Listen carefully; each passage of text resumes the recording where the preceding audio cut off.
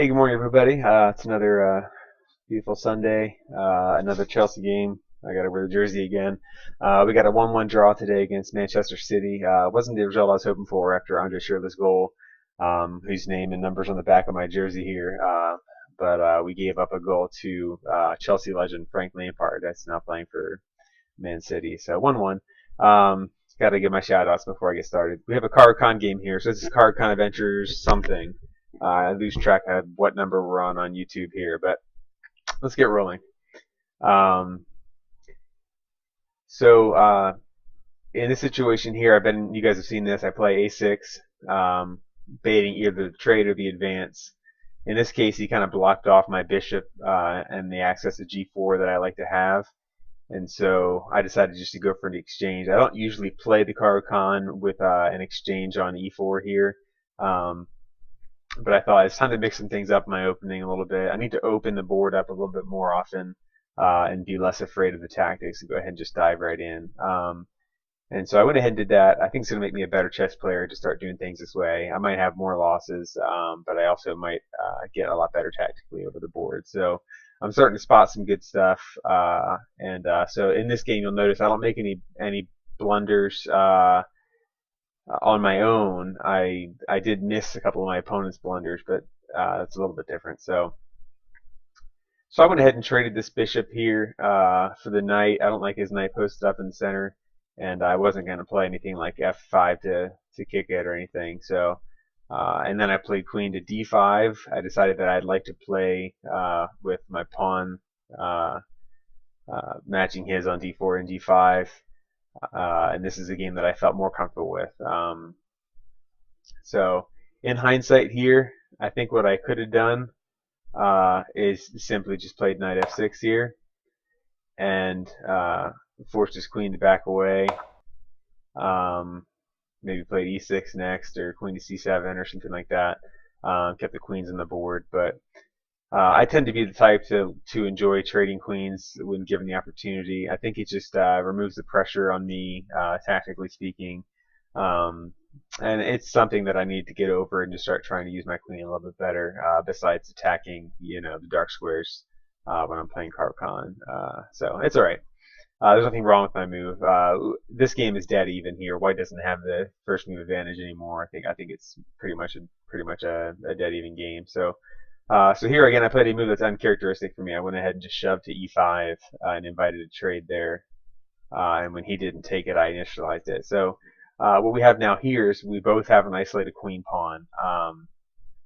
And these situations here can sometimes be tricky to play when you don't have support on your queen pawns, especially if the opponent doesn't have a queen pawn.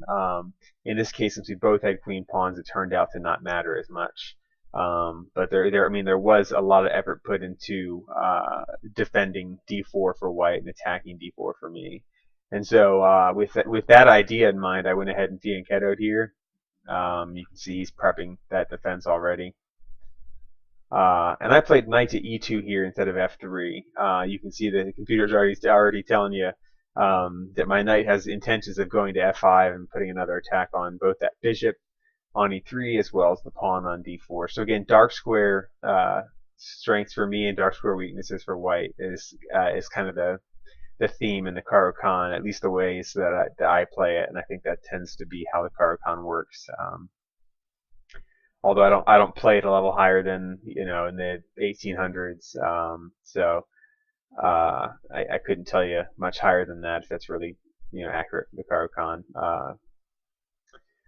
So we both castled here. He moved his rook to the open file, and I went ahead and played knight to f5.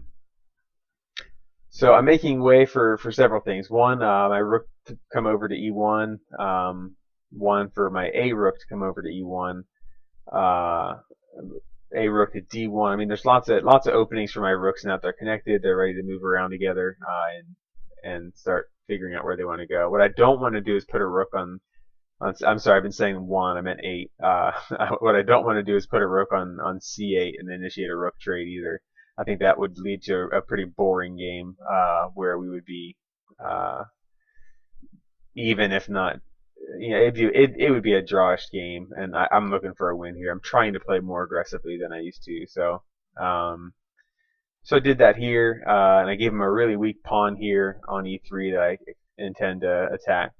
So right away I put an attack on it, and I prepare for doubling the rooks. There's nothing going on with this move here. It's not a threat to me. It doesn't bother me whatsoever. I'm ready to kind of pitch that pawn around if I have to, if it pushes, and I double my rooks here. So I force him to defend in some way. Now, one thing that I missed here, this is I guess the blunder that I did make, is if he had played bishop takes after pawn takes, rook takes here, and white's doing slightly better. Sure, I've got this, he's got this, and now look at these two connected passers over here. Now white's the one that's got the real threats, and I'm the one on my heels a little bit trying to defend this position. So that's the biggest blunder I made, was missing that. And those are things, again, I think I mentioned that in my last video. Those are attacks where you sack a piece for a pawn there just to pick the piece back up and gain the advantage. Those are things I'm working on. So I've been looking for opportunities to make those moves of my own. I'm still missing some shots that my opponents could make in that regard. I had another game before this one that maybe I'll put a video together for. It's disappointing because my screen glitched out, my internet fell apart, and I lost on disconnection in that game after making a really nice move with that theme in mind. But maybe I'll show it to you if I get a chance. Okay, so let me back up here. So okay, so bishop out to h6 now. I'm putting a third attack here. He defends with his rook.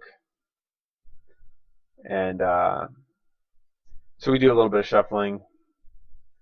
And I come back to my attack on d4. He brings his rook back.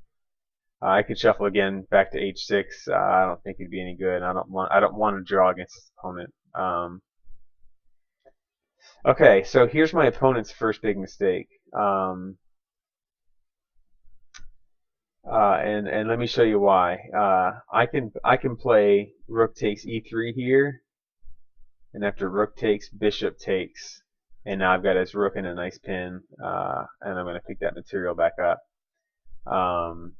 So that would have been a 2-pawn advantage for me, and that's something I did miss that he did. And then check this out. He played here, and so I pinned that pawn to his king so that he can't recapture, and I plan to capture that pawn with my rook. So bishop comes in here. I'm looking pretty strong. h6 or h5 are both good. I played h5, and now look at this kind of series of blunders here. Rook to e6 here, attacking my rook and my bishop. Defended by this pawn if at first glance, until you remember that the pawn is pinned. And so this would have been free for the taking had I seen it, and there wouldn't have been anything he could do about it. Yeah, I missed that. We could have seen lines like this, something to that effect there, and I would have been sitting pretty. Instead, I just played my rook up to f6, and he captured here. Now this was another blunder by white, because I have an in-betweener here. I don't have to recapture, and I missed this again. I missed this whole section here. I missed the tactics. I didn't have to capture automatically here. There's no threat, and there's nowhere this pawn or this knight can go. I could have picked off this bishop first. And then taking the knight, and I'm still coming out a piece for a pawn ahead. So, yeah, those are two situations that I really missed there. But again, more stuff to watch out for in the future. So I took with the king, and he backed off with the bishop. So at this point, my pawn here on d5 is undefended, and his pawn here is undefended as well. I snatched it up. So now my intentions are to pile up on these two squares here and kind of figure out where my attack can go and start pushing my kingside pawns. I've got a majority over here, and I'd like to convert it to a single pawn that I can push. It's passed. So I move my king to that side to get that rolling and go ahead and check him here. Now my opponent made a big mistake here that I saw right away and capitalized upon. He played king to g2 here. So now when I check in, the only way for him to maintain defense of this bishop that's under attack is to come back here, and that allows my rook to bounce back to f7. And since this bishop is pinned, he can't move it, and I get to snatch that bishop. And so the game was won based on that tactic right there. So let's go back here. Being pinned here was uncomfortable, and I think he was trying to get out of that pin. If he had simply played king to e2, then, I mean, these kind of situations arise. And I mean, 97. This game is drawish. I'm not sure either one of us could have mustered up an attack that would have resulted in a win.